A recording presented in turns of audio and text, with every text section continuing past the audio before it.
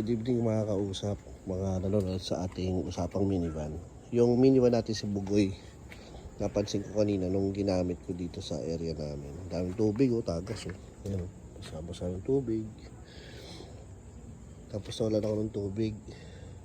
Na-discover ko na ayun, sumisirit yung tubig doon sa part, yung top part ng radiator. Yung pala nabali dito. Ito yung nakasuksok doon, nabali doon.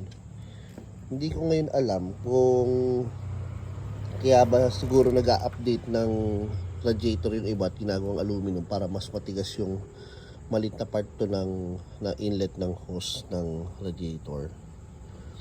Siguro ganun. Kasi kung plastic lang to at ganitong kaliit lang na pipe, prone to bali talaga to.